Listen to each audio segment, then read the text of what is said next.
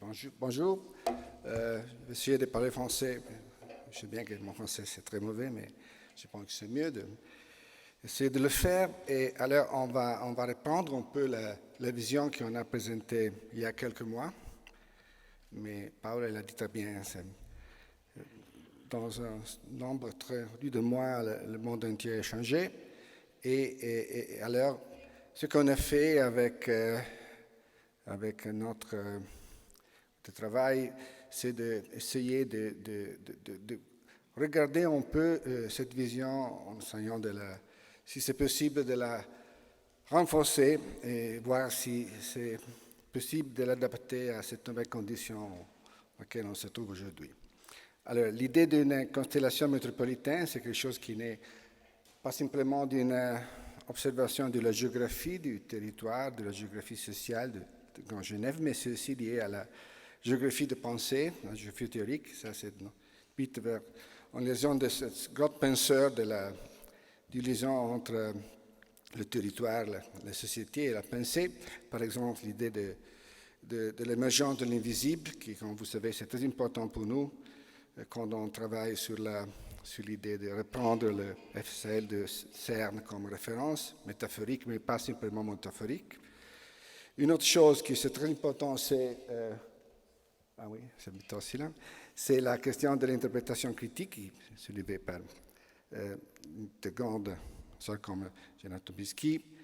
Une autre encore, c'est le concept de palincept qui a été déjà repris, qui s'est lié à pensée d'André Corbeau. Et là, le grand thème de la mondialité, de l'opacité du globalisation dans une condition de mondialité, par l'idée d'Édouard Glissant.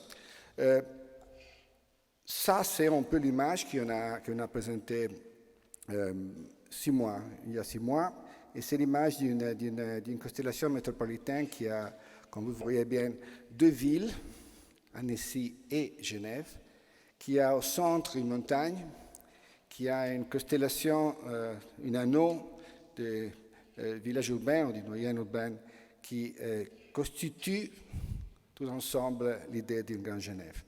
Le principe de cette vision, qui c'est une vision en même temps culturelle et politique, pas simplement territoriale, sont des principes qu'on connaît bien. C'est vraiment un peu, si vous voulez, les questions sur lesquelles on discute aujourd'hui tout dans le monde quand on parle de la durabilité, quand on parle d'une question liée à la biodiversité, mais aussi quand on parle d'une nécessité de comprendre ce qu'on ne connaît pas, mais aussi de comprendre ce qu'on ne connaît pas. Unknown unknowns. Je pense que ça, c'est vraiment une question très importante aujourd'hui. Tout le monde a compris qu'on a besoin de faire comment on peut dire, un sens épistémologique dans une dimension qu'on ne connaît pas, parce qu'il y a des phénomènes qu'on ne connaît pas de le connaître. Si on pense à ça, si on pense à ce qu'on a discuté il y a quelques mois, ici à Genève, là, c'était un moment très, c'est-à-dire très fertile d'échange d'idées, de pensées, tout ça. Alors, on doit vraiment penser que le monde est changé, et c'est le 3e, si vous voulez, choc global pendant 20 années, après le septembre 11, après le 2008.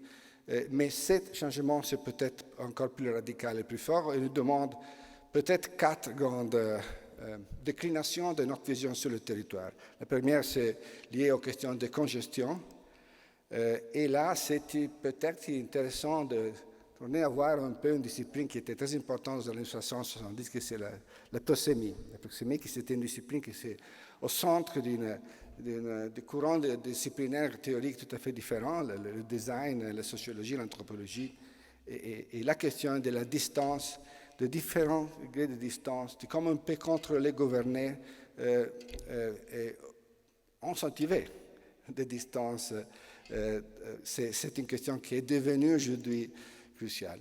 En même temps, il y a la question du communauté, comment on peut imaginer avec une question liée à la distance de gérer la question de liaison de communauté, et la dimension la plus efficace, la plus relevante d'une relation de communauté.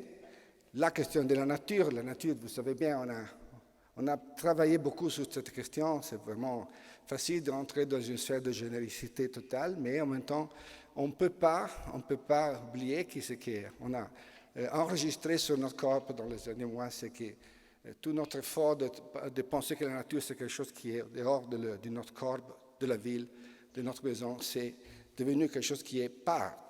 Alors, cette totale notion d'une conception de la nature, c'est quelque chose qui ne peut pas être oublié, aussi quand on parle d'un territoire qui est un territoire très important et grand comme le territoire de Genève. Mais ça, c'est aussi une question qui est liée à notre liaison avec les autres espèces vivantes, pas simplement les espèces vivantes domestiques. Et enfin, la question de réciprocité, je pense qu'on a une opportunité aujourd'hui incroyable, si on pense à l'alphabétisation digitale, si on pense aussi à la compréhension qu'on peut imaginer que le travail, c'est quelque chose qui est lié à notre corps et qui peut être c'est-à-dire articulé avec le mouvement de notre corps. C'est nécessaire aussi de commencer à réimaginer une opportunité que c'est celle de rétablir une liaison de réciprocité avec le système de village rural, le système des villages historiques qui sont une constellation très importante, pas simplement en Suisse, pas simplement en Italie, pas simplement en France, mais dans toute l'Europe, aussi dans le UK et en Germanie. Alors là, c'est, je pense, un peu les 4 perspectives qu'aujourd'hui on a utilisées pour repenser à l'idée d'une métropole polycentrique et transnationale qui a en son cœur une montagne et qui, je pense, aujourd'hui gagne encore plus en actualité. On a parlé d'une métropole intense et polycentrique, et là, vous voyez un peu le schéma, qui est un schéma, je peux dire, très simple, mais qui nécessite un courage politique et culturel, je pense, très important. Et on a travaillé, comme vous savez bien, avec une liaison qu'on peut définir de métaphorique avec le projet de CERF, le projet de FSL, d'élargir avec un nœud de 100 km le système, et pas simplement c'est une mesure géographique, c'est une mesure qui est liée à une technicité très importante, c'est aussi comme on verra, et M. Bitossi vous expliquer ça, c'est une possible infrastructure liée aux questions de la autosuffisance énergétique du territoire et de cette métropole polycentrique. Ça, c'est la Grande Genève aujourd'hui, et vous voyez là l'anneau qu'on a commencé à observer. Le scénario de croissance qui était le plus, si vous voulez, traditionnel et facile, et ça, c'est ce qu'on est en train de proposer. C'est-à-dire que c'est une question de redistribution de la densité urbaine dans un territoire qui a une échelle tout à fait différente et qui commence à imaginer une dimension pas simplement transfrontalière, mais transnationale. Et la question de la ville, des métropoles transnationales, c'est une question très importante dans l'Europe quotidienne, dans de l'Europe contemporaine aujourd'hui. Et je pense que Genève peut devenir vraiment une grande lieu d'anticipation du futur de la géopolitique mondiale sur ce côté-là. De villes, de lacs, en montagne, 11 noyaux urbains, ça c'est un peu l'action qu'on a commencé à voir, et l'anneau de noyaux urbains, c'est pensé comme un système d'espaces, de lieux, de villages qui doivent avoir entre eux une très équilibrée liaison entre la question de proximité et la question de distance. Par exemple, la question des 15 minutes, qui vous savez, c'est aujourd'hui dans l'actualité de la politique des grandes métropoles en Europe et en tout le monde. Je pense à Paris, je pense à Barcelone, je pense aussi à Milan. Là, comme elle peut devenir une mesure pour équilibrer les distances et l'articulation territoriale de chaque de ces villages urbains. Et comme ça peut composer dans une vision plus générale. Mais en même temps, on doit bien comprendre que tous les 11 noyaux urbains doivent avoir une identité spécifique qui montre qu'il y a une complémentarité et que c'est, je pense, une possibilité réelle d'éviter des situations d'exclusion ou d'excessive spécialisation fonctionnelle. La question de décentralisation de tout ça, Et naturellement, la question de distribution, la concentration de services et d'activités culturelles. Là, on a commencé à avoir un certain nombre de possibilités de mix fonctionnel, mais toujours lié à cette idée de mondialité qui, pour nous, c'est très important, c'est-à-dire penser qu'on doit essayer d'incentiver une mixité des populations et des groupes sociaux dans chacun de ces nouveaux villages. Et en même temps, on doit, ça c'est un premier exercice qu'on a fait selon le plus côté dans le territoire de Genève, de commencer à voir la distribution possible des facilities, des services humains, des services culturels, des écoles et des services sanitaires qui sont, je pense, une des questions les plus importantes de la ville de futur, et de liaison avec l'espace ouvert et tout ce qui est lié à la dimension du territoire, à la dimension du sol, à la dimension de l'agriculture.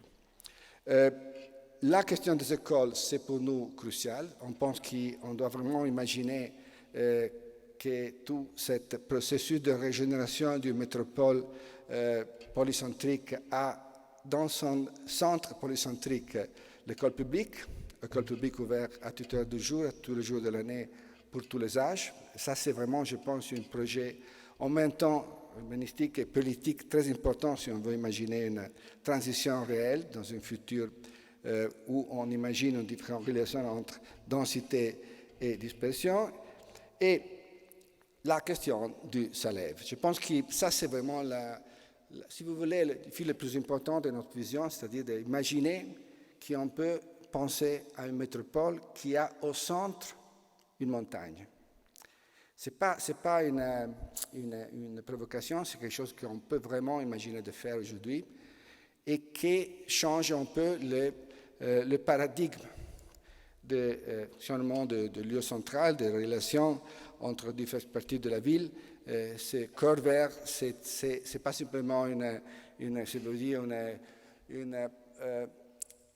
émergence morphologique, orographique, c'est beaucoup plus, c'est vraiment une possibilité d'imaginer qu'au centre de cette situation métropolitaine, il y a une situation de biodiversité qui se montre dans tous ces extrêmes, cette hétérogénéité. Là, c'est vraiment l'idée d'avoir au centre le Salève et puis un territoire qui s'est plutôt lié à l'agriculture. Et là, Devigne a expliqué un peu l'idée d'une agriculture de génération.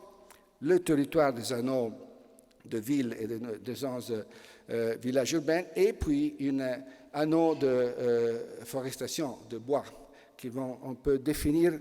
Je pense que ça, c'est une question importante quand on a une vision urbaine, d'avoir une idée d'une dimension formale. Je pense que ça, c'est quelque chose qu'on doit repenser à faire pour l'urbanisme. Je me dis, c'est de tourner à avoir le courage de proposer une forme aussi au niveau du territoire, à la grande échelle du territoire. Et ça, c'est un peu ce qu'on essaie de faire avec notre projet.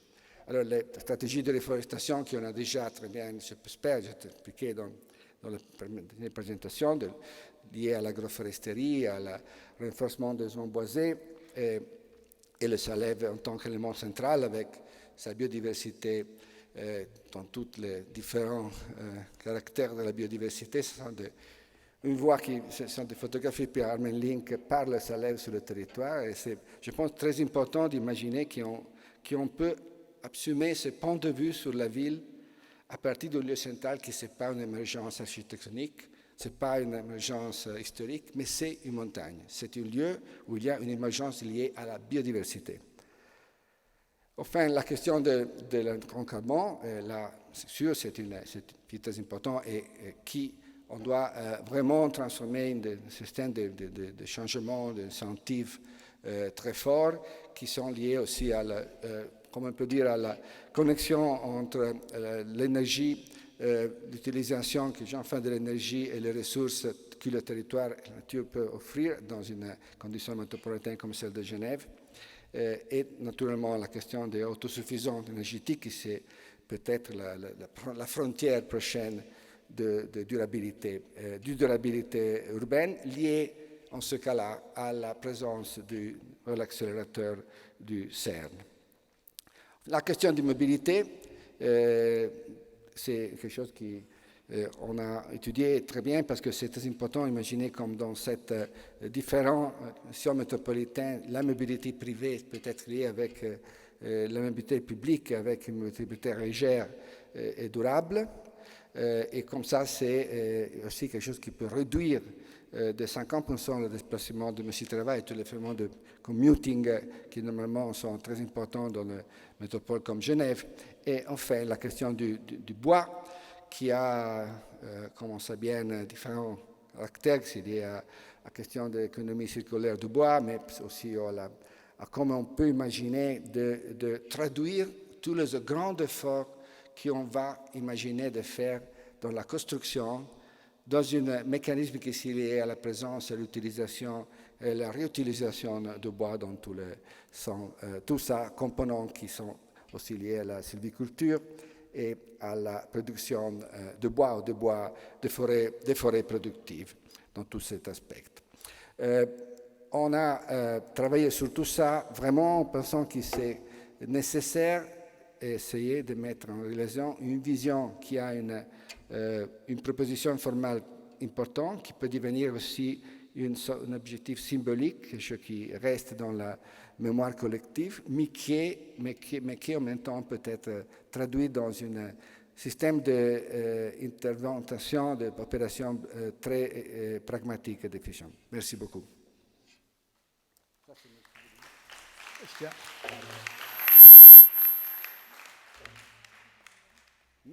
Est-ce qu'il y a quelqu'un Je pense qu'il y a Michel. Michel Devigne, c'est ça? Michel, en ligne. à toi. OK. Merci, Michel. Et une autre présentation, une autre PowerPoint, ou vous continuez? Comment ça se passe? Oui, bonjour. Bonjour. Non, mais ce n'est pas encore à moi, pardon. Non. Eugenio Morello, je pense que tu dois switch on the voice.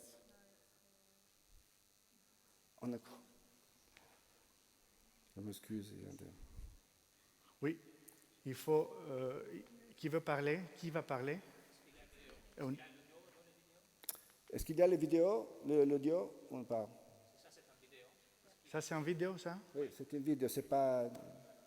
Je pense qu'il y a, c'est pas comme... Filippo, tu veux commencer?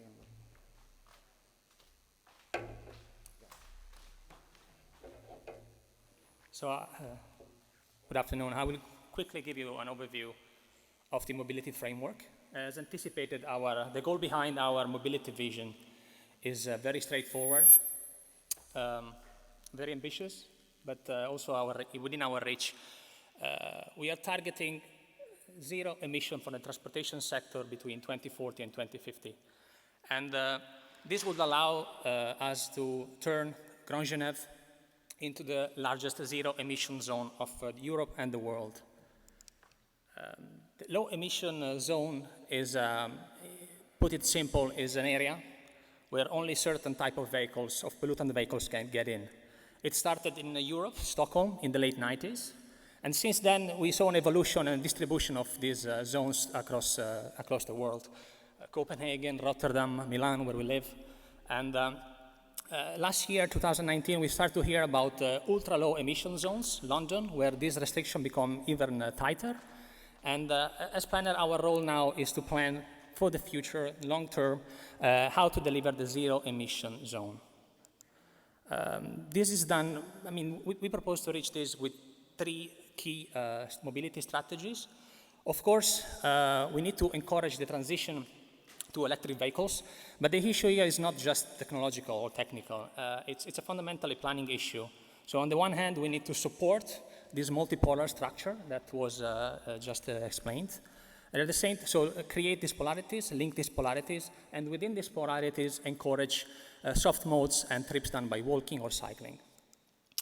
So very quickly, I'll give you a very general overview, but I'll be happy to enter the detail later in the Q&A session. So how to allow for this transition? We need to think of different scales. For international and regional flows coming in, predominantly cars, they need to stop in park and ride areas strategically located in key areas are the fringes and in correspondence on transportation nodes. Here we need to facilitate a smooth exchange of modes as soon as possible and as quick as possible to encourage this to happen.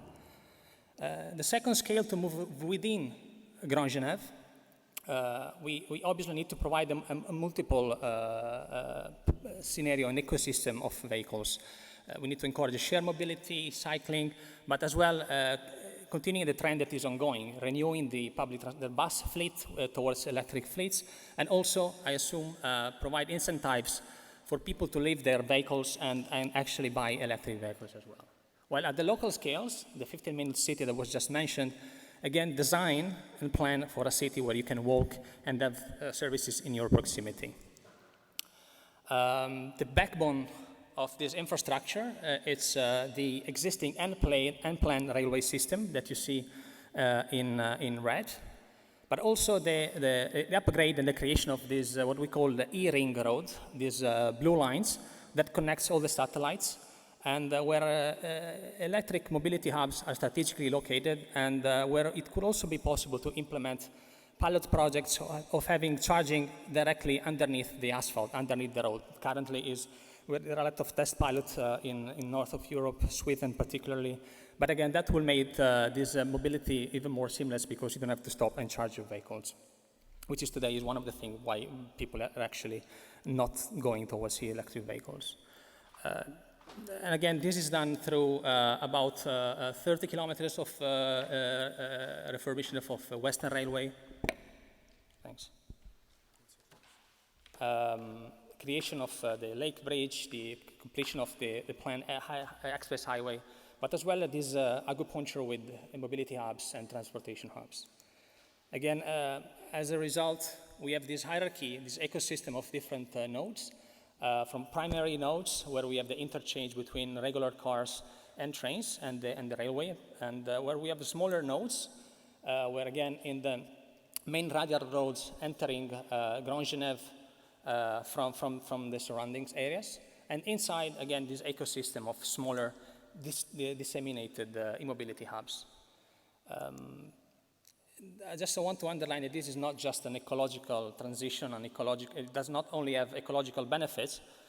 What you see on your left is a scheme of Grand Genève today, the connections, the railway and road connections, and the distance. And some areas are very disconnected. You need to change. Without a car, it is not possible to get there.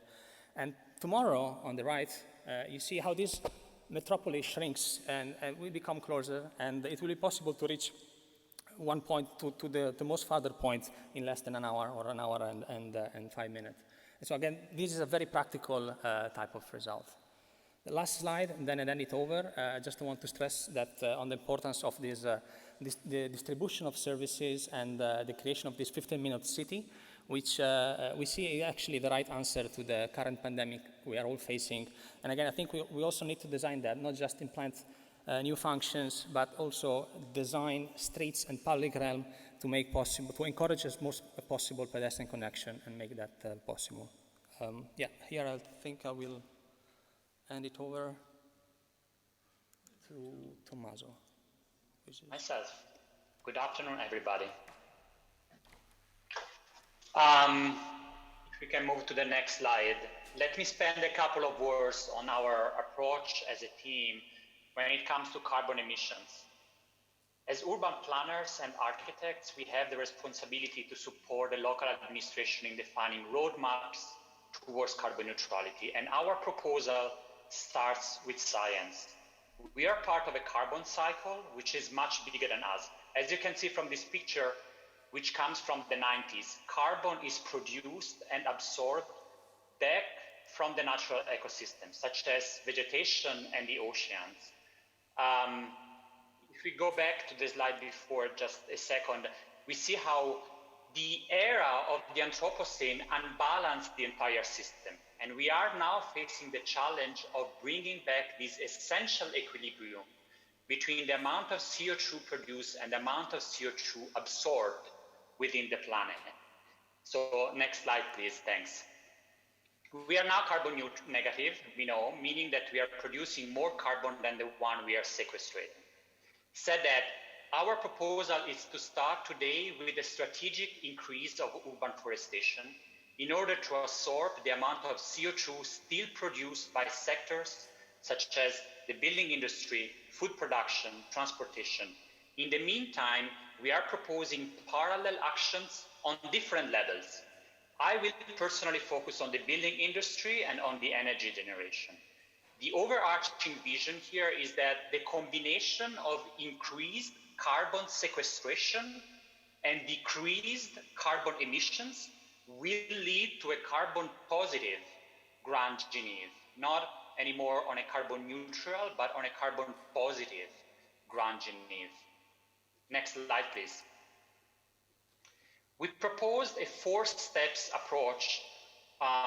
Reduce as a first step consumption, retrofitting the existing building stock, which is essential, especially downtown Geneva, building carbon neutral new development, which is technically feasible, we have to find the economics behind, and also by transitioning from an energy to a carbon budget per person. Second step is a circular energy distribution system designed to seek economic and political synergies with the CERN Future Circular Collider. Step number 3 is renewable energy generation plants to decarbonize, but also denuclearize the region. And the 4th step is essential and is something that the region should work on and Europe is working on in parallel, which is storage. System of energy storages in order for the region to maximize the use of the existing hydropower plants, but also to maximize its energy independency, which is changing the carbon footprint of the entire region. Next slide, please. New sustainable developments will have to start with one essential question for us, which is all about space and it's all about new way of living. So we asked ourselves, what is the right density for Grand Genève 2050? What will be the new way of living? And if we go to the next slide, as Stefano already said, we propose the new developments all around the Future Circular Collider. They are decentralized entities with decentralized energy generation systems, which are all interconnected by a circular energy distribution system. If on one hand we envision solar applications, photovoltaic, solar thermal panels, integrated within the architecture to reduce land use, on the other hand we are aware that we will need more. For example, wind farms, and they must be localized in strategic points and then connected to the decentralized development by one circular regional smart grid. We believe in a mixture of centralized for the existing building, for example, and decentralized systems for the new development, since they bring within the region that level of flexibility needed also to react fast to an unpredictable future. And if we move to the last slide, we are now aware of what does that mean, an unpredictable future. So we are in a period now, for example, where in few months, residential spaces suddenly are much more important than office spaces. So suddenly all the energy profiles of the network changed. And a diversified approach in terms of centralization and decentralization offer this kind of flexibility, offer a fast reaction to the future, which we cannot control and we don't know. And in this future, energy storage, for example, power to gas, also will play an essential role to provide this flexibility. Thank you. And so, Michel Devigne. Oui, bonjour, donc je vous parle de Paris. Il y a 25 ans, j'enseignais à l'Institut d'architecture de Genève avec Georges Descombes, Alain Léveillé, Marcelin Bartassa, Jairo Daghini. Et je me souviens qu'on s'intéressait particulièrement aux paysages ordinaires, aux paysages banals, ceux de ces milieux périurbains, ceux des vallées, Et il est vrai, pardon, alors image suivante, là je parle sans image. Donc image suivante, merci. Donc cette image me permet de dire cela. Oui, il y a 25 ans, on s'intéressait aux paysages ordinaires de la périphérie de la ville, parce que peut-être qu'en Suisse, plus qu'ailleurs, la beauté des paysages de montagne, la beauté des paysages lacustres, c'est un peu banal de le dire, a occulté la qualité de ces lieux périurbains. Et évidemment, notre proposition aujourd'hui, c'est de donner de l'intensité, de donner oui, d'amplifier, d'embellir peut-être ces paysages périurbains. Et donc, comment le faire 25 ans après, avec réalisme? Comment peut-on donner une qualité à un paysage complexe comme celui-ci? Alors, peut-être déjà en identifiant ce qui est solide. Donc, image suivante. Et justement, il y a des éléments finalement forts dans ce paysage, c'est cette sorte de bocage. Le bocage est très composé ici dans ce territoire, il est très lié au pli du Jura. Il a une forme très orientée, très géométrique, il dessine des espaces et c'est un des éléments sur lesquels on pourra s'appuyer. Image suivante. Bien sûr, les cours d'eau, c'est une évidence. On peut s'appuyer sur ces cours d'eau qui font partie des trames vertes et bleues, qui ont évidemment un intérêt écologique, qui sont là et qui sont puissantes dans ce territoire ordinaire aux alentours du lac. Image suivante. Enfin, il existe évidemment d'importants ensembles forestiers. Les plus importants sont ceux qui sont liés à la topographie, là où on ne pouvait pas cultiver. Parfois, ils sont en plaine, tout à fait définis par le parcellaire agricole. Donc voilà les trois composants avec lesquels nous pouvons travailler, évidemment. Image suivante.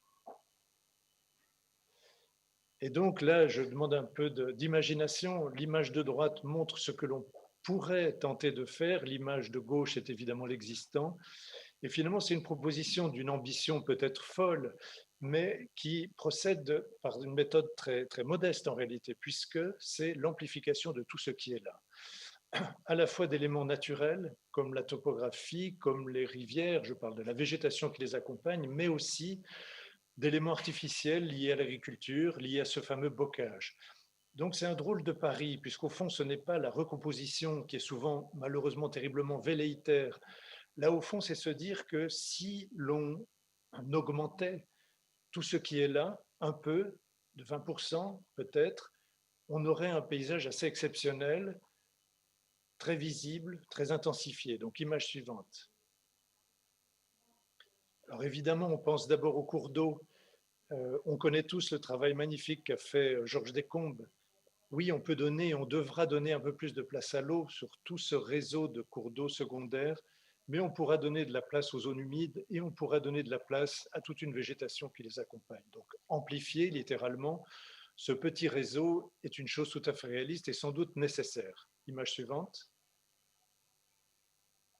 Et puis parmi les exemples tout à fait triviaux presque, c'est celui de l'accompagnement de toutes les grandes voies, de tout ce réseau de grandes voies. Il est facile, comme aux États-Unis, d'aménager des parkways, au fond, de donner une présence végétale le long des voies. On sait évidemment, dans le cadre d'utilité publique, élargir un peu l'emprise de ces infrastructures de sorte à les accompagner par une très forte présence végétale. C'est par exemple ce que nous sommes en train de faire au niveau du Grand Paris. C'est une proposition très sérieuse qu'on a développée avec Richard Rogers. Donc, comment donner une forte présence végétale autour des infrastructures. Mais vous voyez que chaque fois, on essaye de s'appuyer sur ce qui est là, simplement à une échelle totalement inhabituelle. Image suivante. Il y a bien sûr tous ces éléments de forêt, de bocage. L'image de gauche montre dans ce cercle, qui est évidemment virtuel, qui est évidemment une zone d'étude, mais bien entendu, dans ce cercle, la forêt peut être renforcée, le bocage avec ses aspects massifs peut être renforcé. Il se trouve d'ailleurs, c'est un peu une ironie du site, que la configuration existante plus ou moins épouse déjà ce caractère circulaire. Et l'image de droite vous montre un exemple fort que nous sommes en train de mettre en œuvre dans le bassin minier du nord de la France sur une dimension comparable, où en effet chaque élément, comme je viens de le décrire pour le territoire genevois, avec ses singularités, est amplifié. Donc on a 4000 hectares aujourd'hui d'amplification de végétation aux alentours du bassin minier. Image suivante. Enfin, des éléments très importants dans ce que propose Stefano Boeri dans cette intensification des villages sur ce périmètre circulaire, ce sont les lisières, donc c'est la limite entre les zones construites et entre les zones agricoles. Et ceci est un levier formidable. Par exemple, à Saclay, avec les instituts agronomiques, nous expérimentons sur 7 km la transformation d'une frange destinée justement à créer tous ces relais entre l'agriculture et la ville. Image suivante. Il y a justement l'idée d'un projet pilote qui a été déjà présenté, donc d'une sorte de parc agricole. Qu'entend-on par là? Bien sûr, l'agriculture est préservée. Bien sûr, il ne s'agit pas de nuire à l'agriculture, bien au contraire de la renforcer. Mais en revanche, on se propose d'imaginer qu'avec cette agriculture peuvent s'installer des sortes d'espaces publics finalement, de cheminement, de promenades, de lieux qui viennent jouer avec l'agriculture. Donc, image suivante. Par exemple, nous renforçons la périphérie de la ville de Lille, du Grand Lille, en imaginant simplement des cheminements et quelques structures végétales. Donc, ce ne sont pas des ceintures, bien sûr, ce sont quelques éléments qui refabriquent un paysage à partir des traces et des usages agricoles. Image suivante. À Saclay, par exemple, ce qui est à l'œuvre aujourd'hui, c'est tout un ensemble lié à une sorte d'ingénierie écologique au service de la ville, où il s'agit à la fois de gérer l'eau, de compenser par des mesures écologiques ce que nous construirons, par exemple, où il s'agit d'expérimenter d'autres types d'agriculture, d'autres types d'horticulture, et en même temps de créer une sorte d'espace public rudimentaire, un réseau de cheminement, par exemple, un réseau de lieux. Image suivante. Cette ingénierie écologique est au service de nouvelles manières de gérer les eaux, de leur récolte, de leur traitement. Et puis, encore une fois, naïvement, cette image en bas à droite, c'est un espace public champêtre dans lequel ces nouveaux habitants trouvent une manière d'être. Souvent, vous savez, à la campagne, ce qui manque, ça paraît bizarre, sont les jardins publics. C'est comment créer en effet d'espaces publics dans ces nouvelles manières d'habiter, comment les rurbains, comme on les appelle encore, peuvent trouver un lieu pour exister, un espace public lié à la campagne. Image suivante.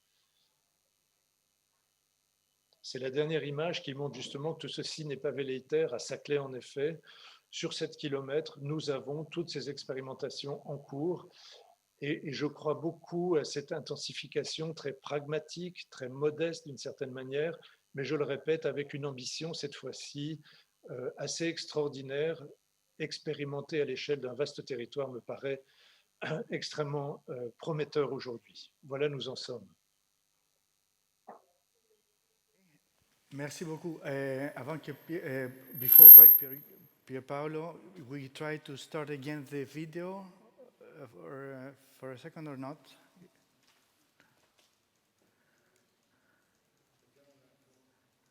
It's with your.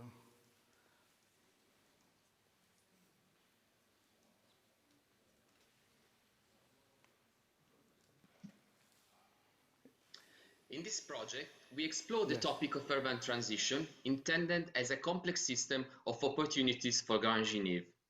For instance, we want the idea of transition to be fully integrated in the planning approach.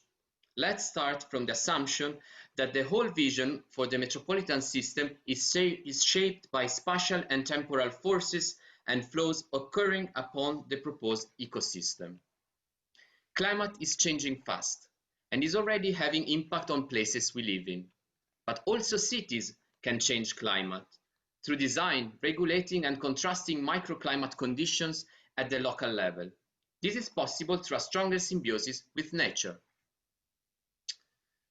The ultimate goal is achieving a living system with its own biosphere and metabolism defined by local ecological flows, where nature and people are fully integrated and enhance each other in a metropolitan ecosystem that makes the best use of natural and human resources, hence contributing to reduce entropy. So, putting nature at the center of the planning system, both metaphorically and geographically, is a radical change. And this radical change cannot happen in the form of disruptive events, especially if this change deeply impacts on people and nature. No one has to be left behind is the first slogan policymakers use as a premise towards a just and accessible society in the future. On the other hand, the pace of transition is put under pressure because of the global climate urgency, which calls for faster response. Hence, planning for transition requires establishing a long-term strategy with defined steps within a holistic understanding of the complex and multiple nexus occurring among ecological and societal challenges. Let's start from the ecological dimension of transition. The nature-based metropolis will design its own tailored energy landscape, of course, will make sure to provide the construction materials from local sources according to circular principles, will ultimately achieve a zero-waste region promoting local value chains.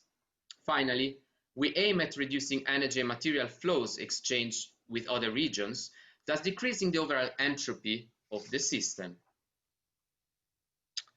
Circular wood construction, for instance, is one example of virtuous use of local resources.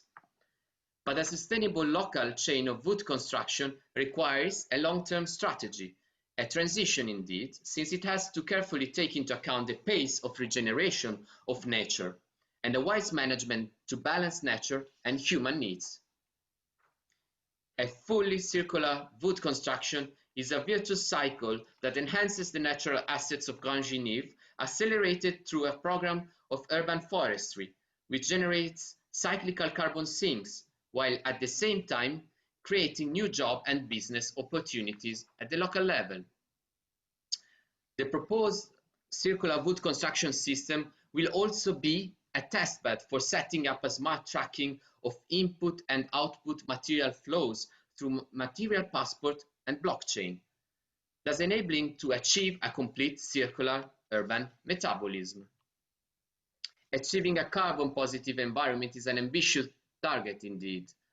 From a technological perspective, the target is feasible with solutions that are already available today. Nevertheless, the challenge is rather societal in terms of acquisition of financial resources and the fair distribution over the territory. Hence, achieving transition requires involving people. Radical societal changes in our lifestyles can have terrific impact on the environment. Individual and cultural habits are hard to change. Only a deeper symbiosis of our life with local nature can drive to a paradigm shift towards a carbon-positive society. Living, working, and mobility practices are rapidly changing. Collaborative consumption and sharing society principles will optimize the use of resources in our daily life, effectively reducing our footprint over the metropolitan region.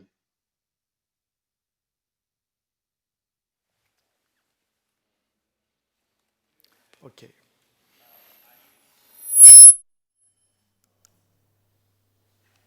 I kindly ask you to go to the drawing at the very end of the presentation that we imagine to present to you as kind of a wrap-up of our work.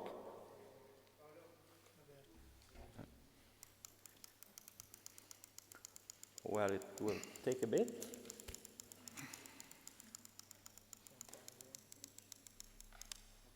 Okay, so this is a drawing that we produced in order to somehow provide a single figure of the proposal, and this for two reasons. The first reason is this is a drawing that deliberately does not separate analysis and design, so this is a description of the Grand Genève, but at the same time it contains the project. The drawing is a 360-degree panorama view taken from the top of the Salève, so it's a continuous loop, and you see at the middle this dotted line in red, yellow, and blue. That is the path of the FCC, the Future Circular Collider.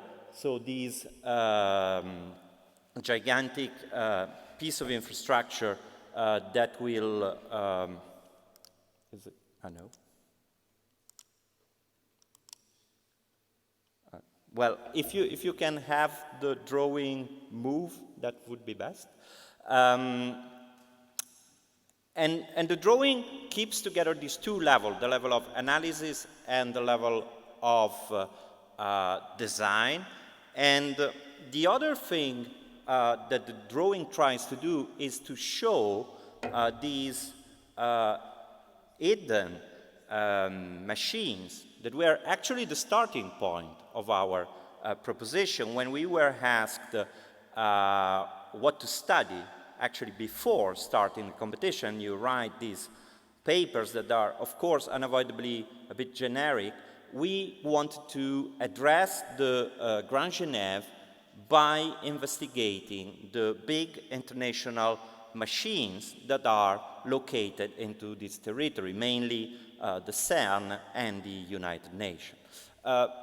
While digging through this thing, and particularly by studying the CERN, at a certain moment we discovered this project for the new particle collider, this enormous underground circle of 100-kilometer circumference. And beyond the fact that the project might be realized or not, this figure was revealing for us because it discovered a completely different city, a city made of not just of Geneva, but made of Geneva and Annecy, so made of two cities and made of two lakes, the Lake Geneva and Lake Annecy, and with this mountain at the very center. This, I think, is the most important thing that we are proposing, to imagine a new scale to look at this city, and also we were very surprised to see that the super abstract geometry of this machine for research, so the most abstract thing that you can imagine, actually perfectly coincides with the existing geography of this place. And this, I think, is extremely important now, after these 6 months that somehow changed a little bit our perception, probably also changed the expectation of growth also of the Geneva metropolitan region, somehow to anchor our proposition on the geography, on things that will remain, and things that are certain in these, let's say, world of the unknown, as Stefano was suggesting before, I think is extremely important. And the last thing is we try to propose this figure, this relatively also simple figure of this circle, and to produce this relatively also simple drawing that is just one drawing in a way. It's because we believe that in order to have a public debate on the city, we need a reading that is capable of putting together all the complexity, all the different layers into something that can be explained and discussed with all of the citizens of the metropolitan region. Thank you.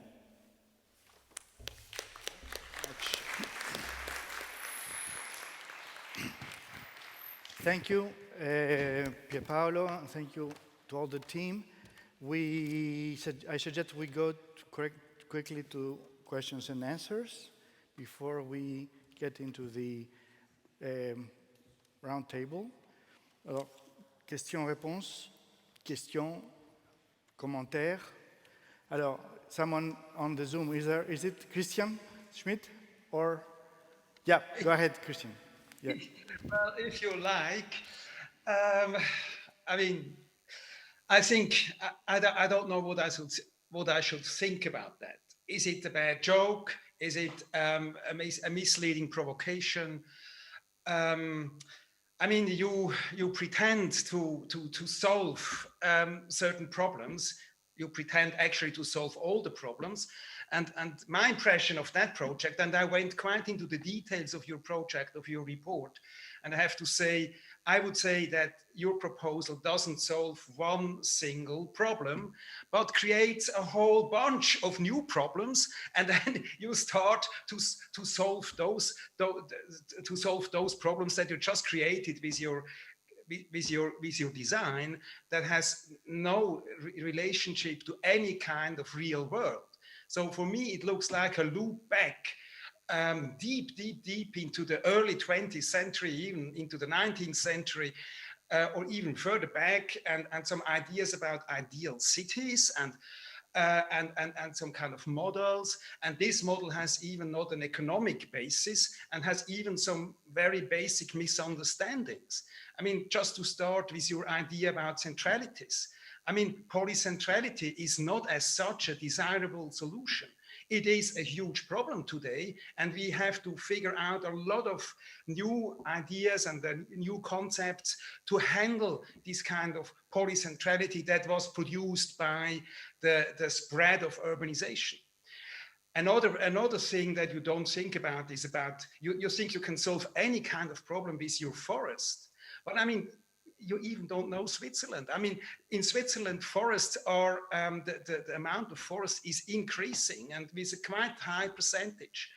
But that doesn't bring much. I mean, this idea to have forests and that solves our kind of CO2 problem is completely misleading. I mean, I don't go here into the details, but forests at a certain moment, they stop to grow, and then you have a real problem, because then you have the wood, and then you have to make something with that wood. But that's, I mean, so even the basic assumptions of your project don't work. And then, I mean, my question is, so what should we learn from such an idealistic kind of concept?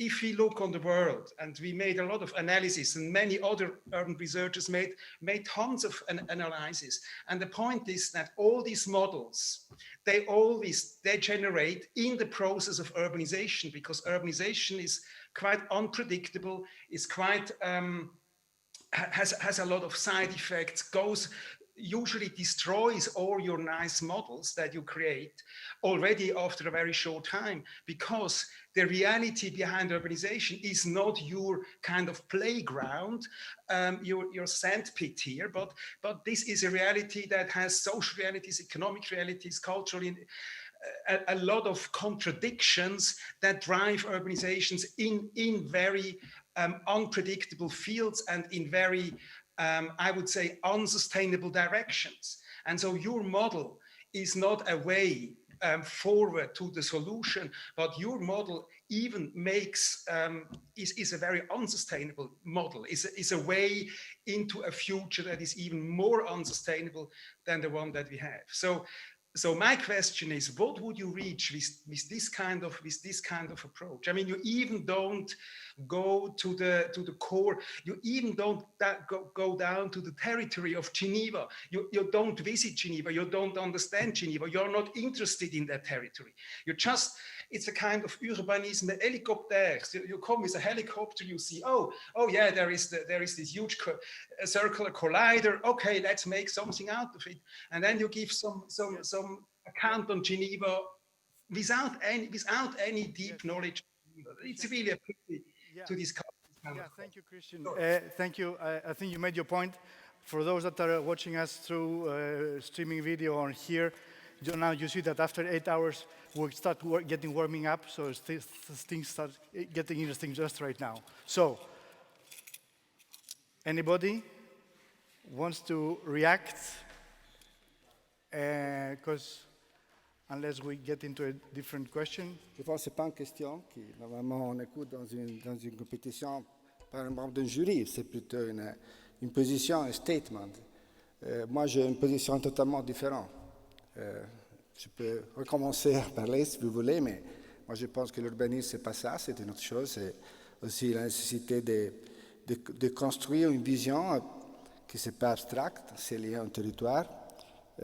On a travaillé beaucoup sur la spécificité de ce territoire. On a peut-être, vous ne l'avez pas lu, mais on a écrit un dossier de 300 pages où il y a un certain nombre de descriptions ponctuelles du caractère du territoire. Et je pense qu'aujourd'hui, on a aussi besoin de développer, comme on peut dire, une imagination collective du futur du territoire. Et ça, c'est quelque chose que ce n'est pas une abstraction, mais c'est lié à notre profession d'urbanisme. Mais ça, c'est vraiment une perspective totalement différente. Je respecte votre perspective, mais je partage presque rien de ce que vous avez dit. Merci. Reste là. Stay here. Stay there. Stay here so you can answer the questions. Anyway. Yeah, Manuel Gausa. Non, mais est-ce que je pourrais répondre? Écoute, je crois que Stéphane... Bon, d'abord, si Michel veut répondre, c'est lui. C'est à lui. Oui, non, pardonnez-moi, oui, j'en ai pour une seconde, mais très franchement, je respecte beaucoup M. Christian Schmitt, mais je ne peux pas, me concernant, entendre ce que vous dites. Je veux dire, très franchement, on a travaillé des années avec l'Institut d'architecture de Genève, et ce que je propose là, croyez-le, est fondé sur une connaissance assez précise de votre territoire, où on a fait des dizaines et des dizaines d'ateliers avec des étudiants. Donc je connais ce territoire, et ce n'est pas du tout une vision d'hélicoptère. Et ce que je propose dans le choix de certains des composants qu'il est facile d'amplifier, d'embellir, sur lesquels on peut vraiment s'appuyer, c'est une expérience fondée sur 30 ans de pratique sur le grand territoire, de pratique réelle, pas de pratique de professeur. Et je ne peux pas vous laisser dire ça, ça me rend très malheureux de vous entendre. Ok. Manuel. Non, écoutez, moi je crois que Stéphane et Michel ont bien répondu. Ce n'est pas pour prendre la défense de ce projet, parce que, de fait, tout le monde comme Stéphane disait, ici, il ne s'agit pas d'un jury, il y aura une table ronde, donc on peut discuter de certaines choses, j'espère. Simplement, je voulais simplement dire qu'il y a eu un moment, juste au commencement de cette séance, où je ne me rappelle plus le nom du responsable, a dit le risque que vous avez comme architecte est de faire des visions.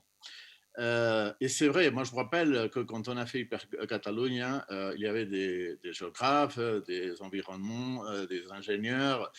J'ai été vice-président d'un conseil où il y avait des tas de physiciens, tous faisaient des rapports, faisaient des numéros, et c'était hyper bien. Moi, j'apprenais beaucoup, comme j'apprends aujourd'hui, j'apprends beaucoup de tous les projets. Mais quand on fait une vision, alors là, c'est un risque. Et je crois que ce projet a fait une vision. Et comme elle a fait une vision d'ensemble, que peut-être, je crois que c'est l'unique qui a eu ce risque de faire cette grande vision, pas une vision dans le genre d'une stratégie. Là, tous les projets, j'aimerais en parler, je crois que ont été fantastiques, hein. Mais eux, ils ont montré une perception d'un certain territoire au sens de ce qu'on appelle une vision.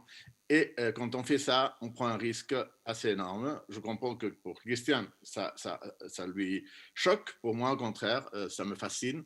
Et je suis tout à fait, disons, comment dire, je suis enthousiaste de ce projet, mais après j'expliquerai s'il y a une table ronde pourquoi je crois que ce projet est intéressant et n'est pas simplement un simple concept d'un cercle dans le territoire. Je crois qu'il y a beaucoup plus que ça, non? Merci, Manuel. Donc, yes, per Paolo. Well, I think that this discussion somehow proves that this thing is useful, because somebody can disagree, somebody can have a different vision of the future of the city, and at least in this respect, I think it's absolutely useful, and useful together with all the other proposals, because we knew all the other proposals. We all have been working, so to speak, together, although in parallel. So on that level, I think it's so evident that this proposal is useful. Entre choc et fascination, d'autres pages intermédiaires. Quelqu'un qui n'a pas parlé jusque-là. Oui, Xavier Fischer, je t'en prie. Bon, j'ai déjà parlé. Oui, mais une seule fois. Oui. Non, disons, moi j'étais un peu fasciné par ce que j'ai vu. J'étais aussi fasciné par la réaction de Christian Schmitt. c'est peut-être l'intérêt d'une proposition comme on a maintenant, qui est pour moi totalement différente, décalée par rapport à tout ce qu'on a entendu des autres groupes. Mais alors, j'ai une question en fait, parce que je ne sais pas comment interpréter cette proposition. S'il faut prendre la figure comme une illustration de quelque chose, ou est-ce que c'est un vrai projet concret? Parce que, alors personnellement, cette figure, j'y crois pas. Je pense que, enfin moi quand j'étais étudiant, il y avait des grands projets de type Grégotti qui se sont faits à des grandes échelles, d'autres pas. Mais réaliser ça, si ça se fait à moitié ou un tiers, est-ce que ça sert à quelque chose? Est-ce que ça fait sens? Ou est-ce que ça peut se réaliser avec une autre forme? Si je fais le comparatif rapidement avec ce que Paola Vigano vient de nous présenter tout à l'heure, où elle part de structure, elle part de métabolisme, donc les formes peuvent prendre différentes traductions, mais ce projet-là, alors bien sûr, je vois des composantes, mais maintenant, si j'enlève la grande forme, est-ce que ce projet y reste? Oui. Maybe we.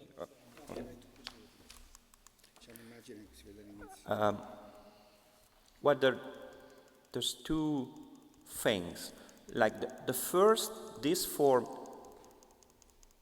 the form of the circle, doesn't really exist in the project because the circle is underground, and the things corresponding to the circle do not repeat the form of the circle. They are very pragmatically located at the intersection of the underground circle and of the adapted infrastructure on, let's say, zero level.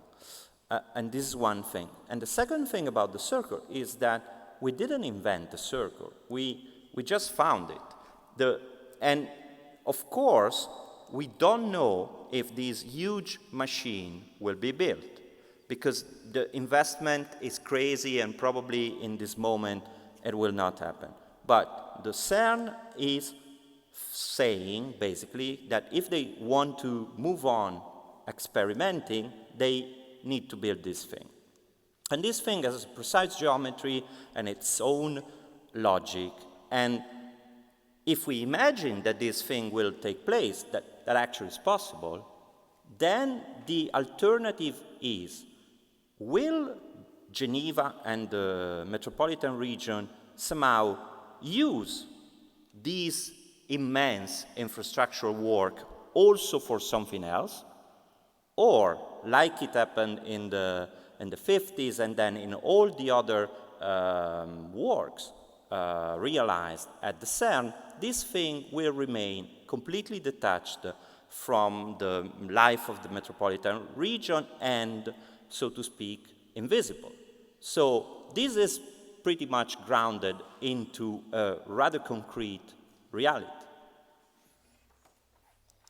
Merci pour votre question. Je pense que c'est bien de répondre en montrant ces deux schémas qui sont très simples, qui montrent comme un peu l'idée qu'on est en train de proposer. Ce n'est pas une abstraction, c'est plutôt une différente localisation de densité qui ont été proposées pour le développement de Genève. Et cette chose existe déjà, c'est-à-dire qu'il y a déjà un territoire qui a, d'un point de vue de l'histoire géographique du sol, un certain caractère. Et ce qu'on a fait, c'est de, si vous voulez, de développer ce caractère, d'orienter ce caractère dans une direction. Merci.